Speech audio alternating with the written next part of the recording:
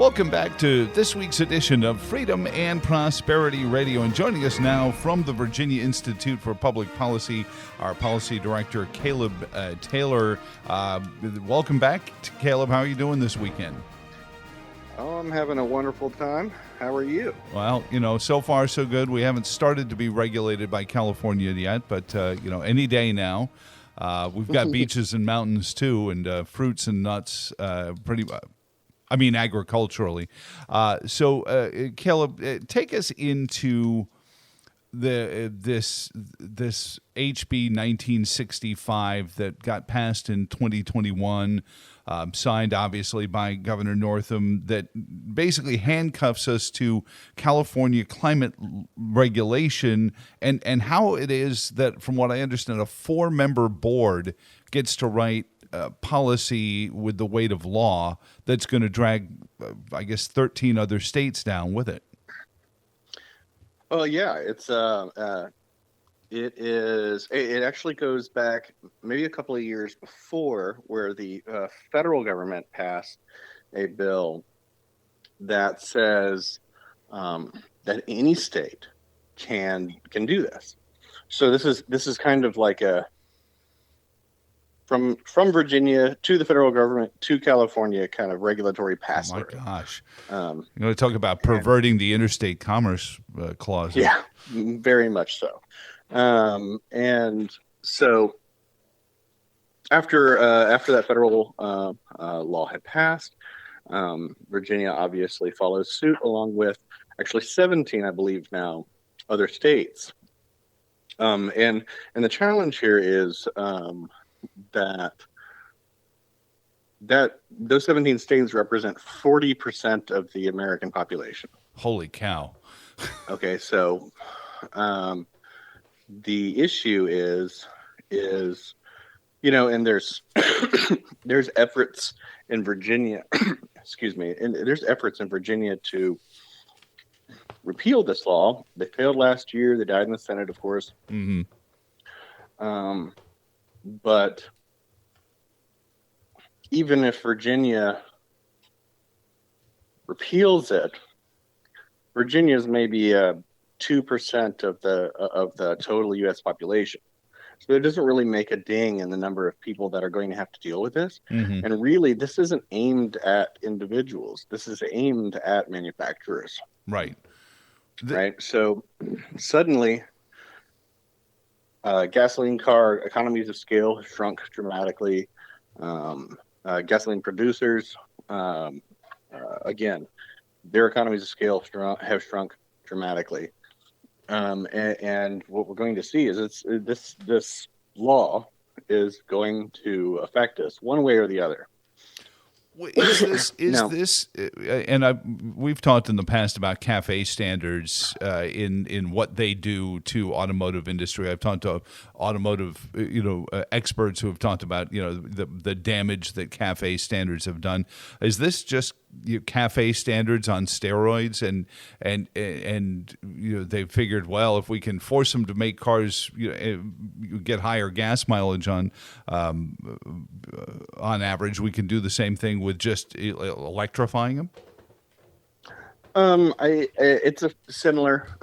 This is an altogether new kind of method of making it happen. It essentially created an opportunity for everybody to shoot themselves in the foot instead of the federal government just flat out shooting them in the foot. Yeah. So that's kind of how we're at now. There is some nuance to this story. Okay. Mm-hmm.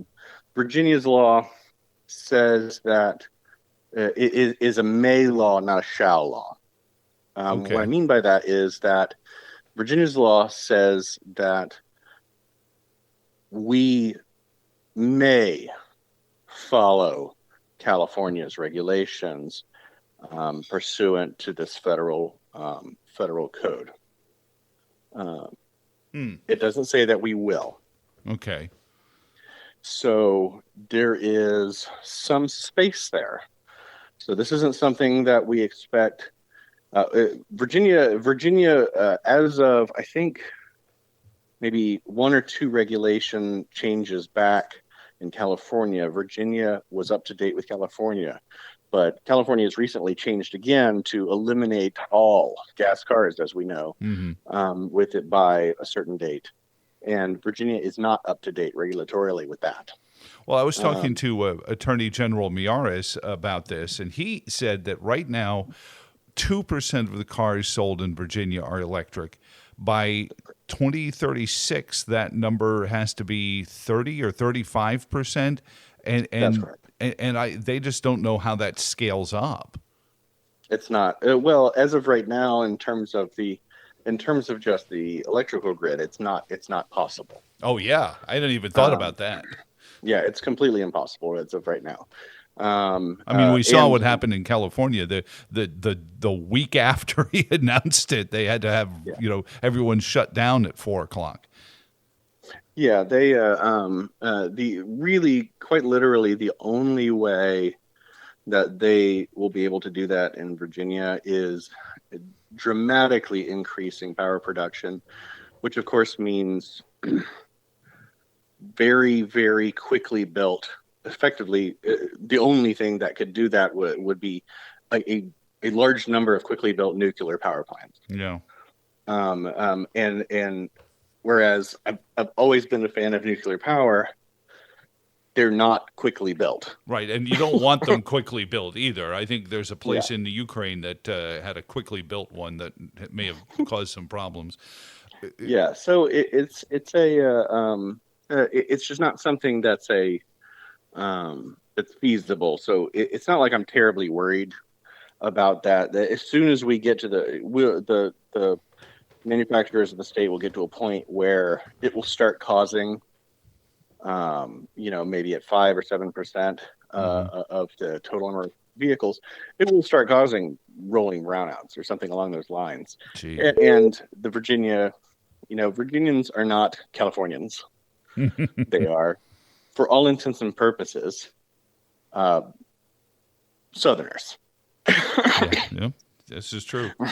They will react very differently than I think Californians are. So I'm kind of less worried about that. But the issue I'm worried about is that unless we repeal the law, whoever is the governor essentially will establish what those regulations are, and they can push the regulations forward, but they really don't have much in the way of rolling the regulations back. So every time these regulations get pushed forward and get closer and closer to whatever the current California standard is, who knows? California may go, we're going back to horse and buggies. Whatever the California standard is, as we get closer and closer to it, there's no way really to like roll that back. Is this and I know that you dig deep into policy. Is Virginia one of the rare states, and maybe this was the hubris of Virginia's left, that they thought, well, we're never going back to a Republican governor, so we can sign in on this because we're just the easternmost, or southernmost California. And now we have a Republican governor, whole Republican administration may, in a year and a half's time, have a Republican General Assembly. But it doesn't sound like a lot of these other states in this compact are much further to the right than California, who I guess can legislate this way without any fear of losing elections. Yeah, it's the issue I think is that the way that they've done it in Virginia is that it's essentially set up so that even if a Republican wins, this will eventually go into effect. Like essentially right now, the administration's only play that they can make is to slow walk the regulatory development, regulatory procession forward. And as far as I can tell, that's essentially what's going on. But it really is the only play that they can make right now. So there's no way for them to roll it back at all. It really, the only way to solve this problem, at least in Virginia at this junction, is to repeal this law. Which can't come until 2024, probably. Caleb Taylor is on with us from the Virginia Institute for Public Policy, our policy director there. Is it an unfair argument to point to how ungreen all of this is, whether it be hundreds of acres of solar panels that even California calls hazardous waste, to the rare earth time bombs that the batteries that run these cars are all going to be. And if we get to 100% of all new cars sold are driven on these batteries, what are we going to do to dispose of them in 10 years' time when these cars finally stop being usable?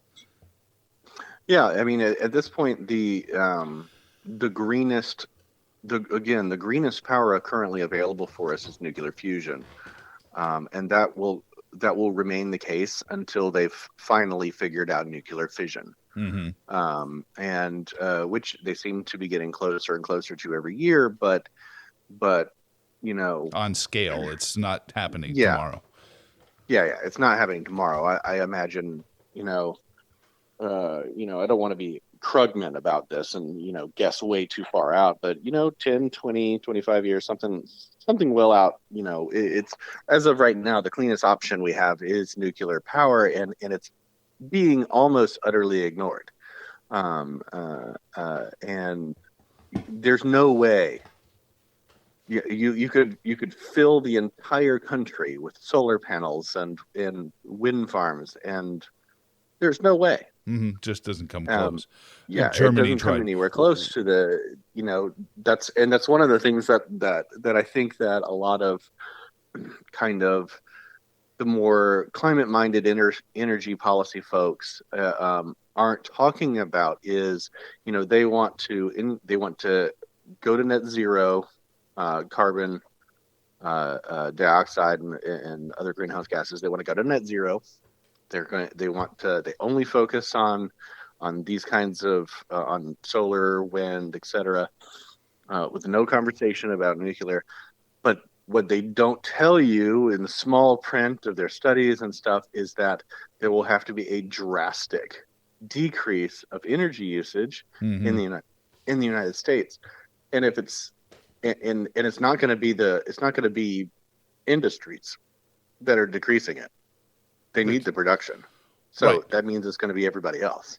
Well, Jane Goodall said it. Once we depopulate to the population of 500 years ago, then we should be good, right?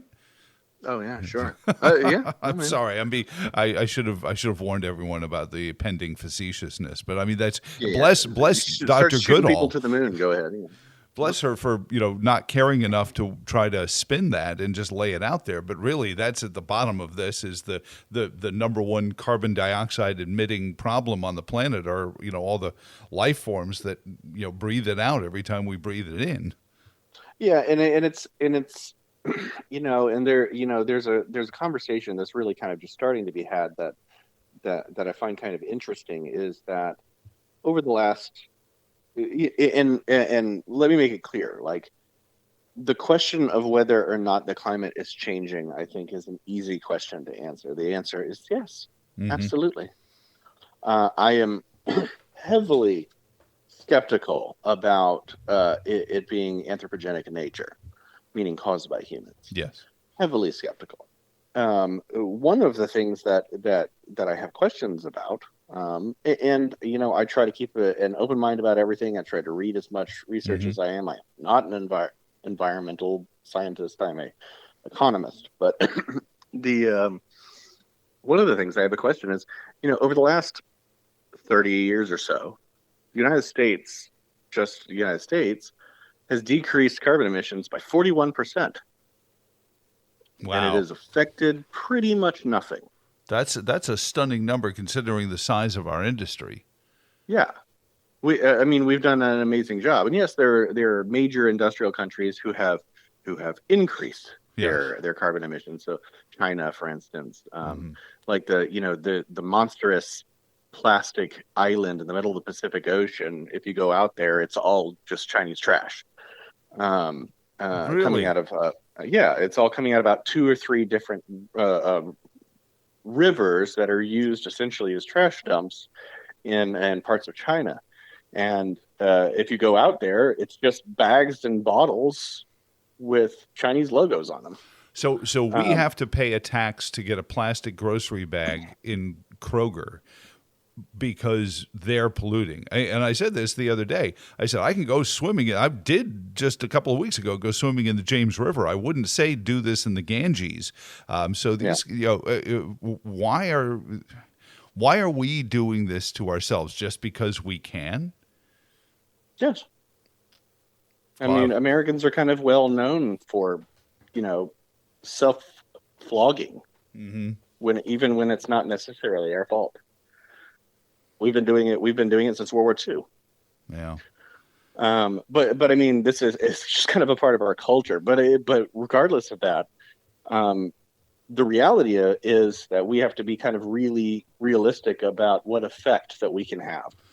And if we've decreased our carbon emissions by 41%, and we've seen up to this point no effect, and I'm happy to sit and withhold judgment for a decade to see how it plays out. I'm happy to do Hmm. that. I know in my world, in the economic world, there are certain things like inflation and other stuff where there is a delayed reaction. You do something, and then there's a delayed reaction as to when it comes down the pipe, right? Hmm. Sure, that happens in that world too. I'm happy to sit here and just withhold judgment on it. But I've just had questions essentially about that at this juncture.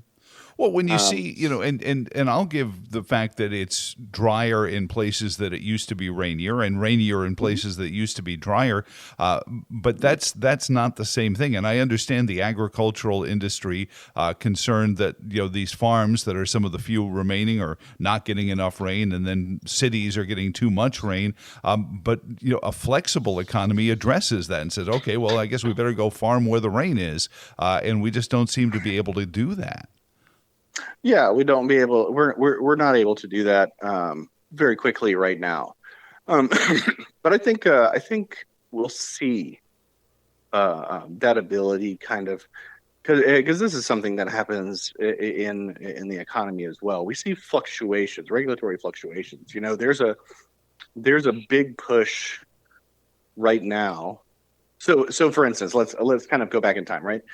Right at the tail end of the progressive age, the United States was a really highly regulated economy. Mm-hmm. Um, and then we went through a period of no regulation.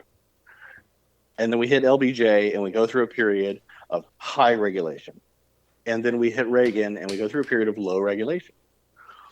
And then now we're back into a period of really high regulation.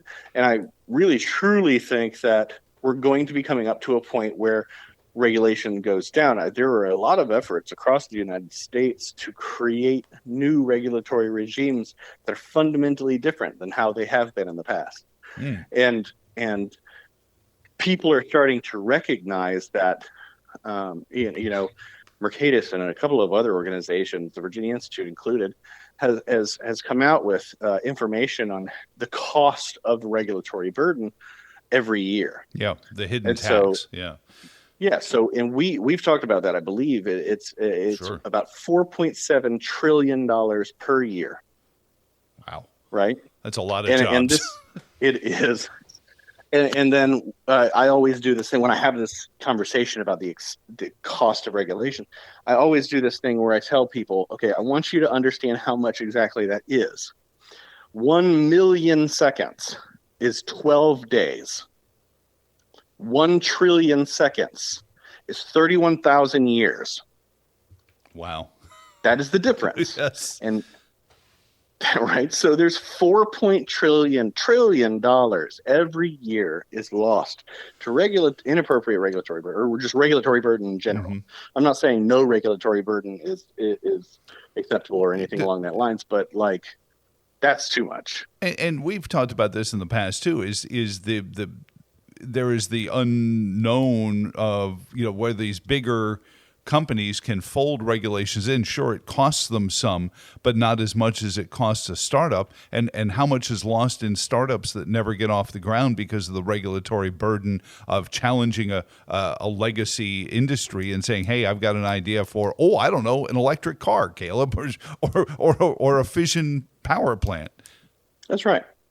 And so I see what I'm seeing is a number of states doing things to not just eliminate regulations, but to completely change the way that regulations are made. And in doing so, just changing essentially the relationship between the regulator and the community. And instead of the regulator being the technocrat that decides who can do what when, the regulator instead becomes a manager who is trying to accomplish a very particular goal and then has more freedom to eliminate regulations that do not accomplish that goal. So I see this growing. So I feel like there's going to come a time here in the next little while where regulations are going to be eased on a lot of different things. And I think that this will come in help to solve some of these issues. One, in dealing with the changing climate, like you said, the farms moving wherever they need to move or whatever. And two, dealing with the energy issue. And as the regulations pull back, individuals and businesses and corporations and whoever else can jump in there and start fixing those things. Jumping in and testing out new ideas and innovating and finding new ways of doing things, and which is what they do. Right. All the while, the hedge funds come through and vulture capitalists pick apart all of the really bad businesses that no longer need to exist. Well, and economically, that you and I have talked about that in the past, where if a business fails, often that's an opportunity, and that's one of the things that you expressed concern last time we had you on, Caleb, was that wasn't happening anymore. As a business would get gobbled up by a big competitor, and instead of taking that money and investing it in another new startup, they're not now. It's that money is staying on the sidelines and not enterprising something new. That's right. I mean, I maintain relationships with people all over the ideological spectrum, and I've got so many people who are just friends. Some are even very conservative, or just get so angry about the existence of hedge funds. And how they buy up and dismantle businesses all over the United States. It was like, well, it's an ecosystem. You need somebody that does that, right? They do that. They then take that money, and it's supposed to provide money for new, smaller businesses to start up and give their chance. But that's where it's hung up right now, is that money isn't coming down. Not yet. And I think that's a regulation that needs to be looked at. Caleb Taylor's policy director for the Virginia Institute for Public Policy. Caleb, we do always appreciate your insight and, of course, your leadership as well there. And have a blessed remainder of your weekend. You as well, Joe. It's always wonderful to speak with you. And thank you all for joining us this week on Freedom and Prosperity Radio. Find archives of the program on our YouTube channel. Just search Freedom and Prosperity Radio. And on behalf of all of us here at the Virginia Institute for Public Policy, my name is Joe Thomas. Until next weekend, so long, and thanks for all the fish.